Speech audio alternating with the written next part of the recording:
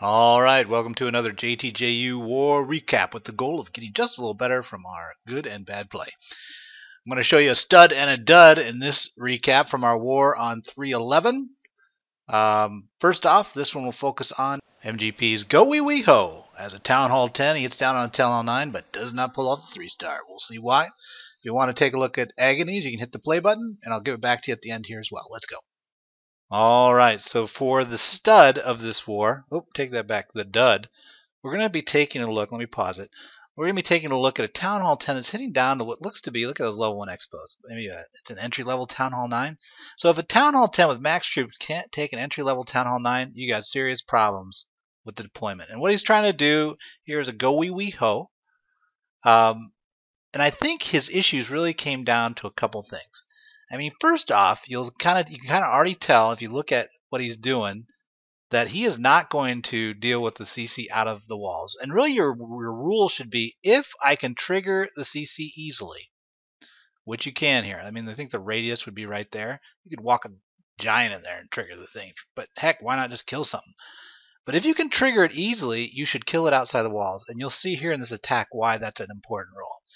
But secondly, we'll look at that in a second. But secondly, once you commit, you want to have he drops his giants and his things behind it, and that's okay.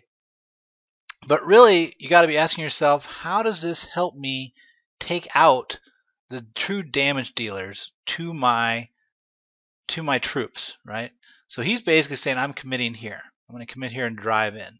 So that would be nullifying this, and maybe this, and maybe that. But wouldn't it be better? So, and I'm talking about his attack line, basically, is wrong. But wouldn't it be better if he came in like here with a golem, and here with a golem, and then when he was ready, he wall breakered that after his cuts with his wizards were done, if he wall breakered? Because then he would be flowing this way with his golems, right? He could come at the middle with his main force, and this would be out, this would be out, this would be out, this would be out, looking either out or shooting the golem, right? Much better flow. So a little wider and a different line.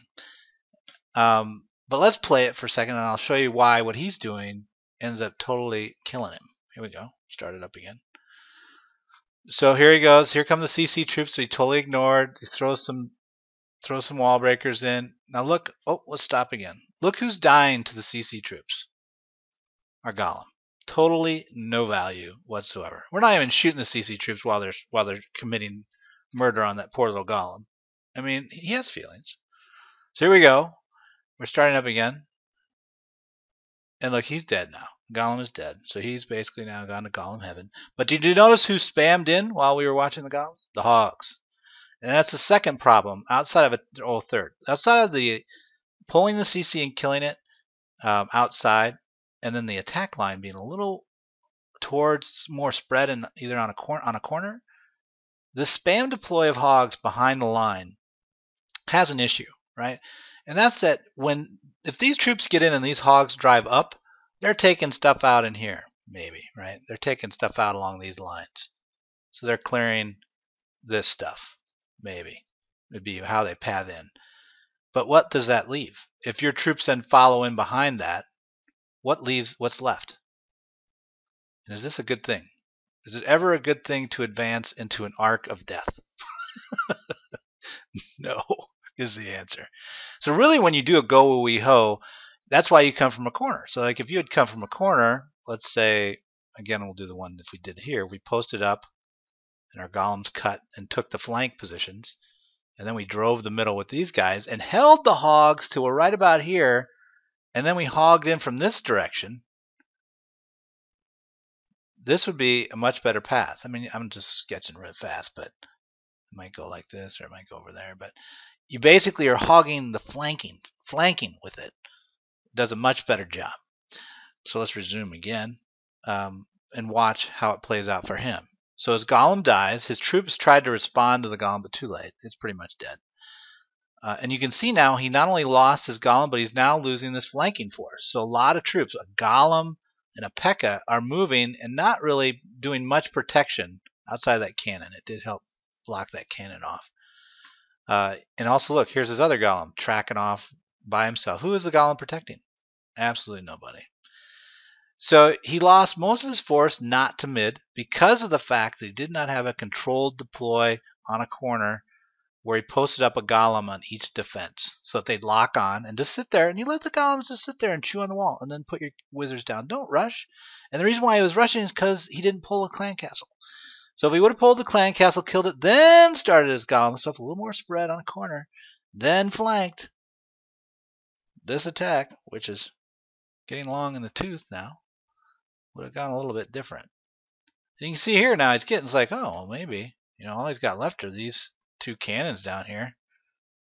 I mean, really, now we're just racing the clock. And it comes down to where he almost gets it, which is probably why he thinks it's an okay style, right? He's like, well, it usually works. We've got a hut up here. And we got this. Actually, it wasn't as close as I thought.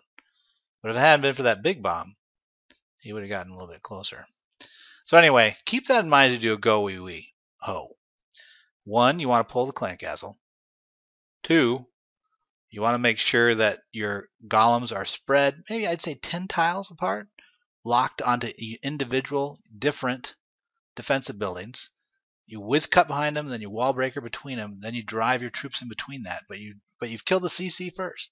Then you hog team as that team moves into mid, maybe the first or second channel in.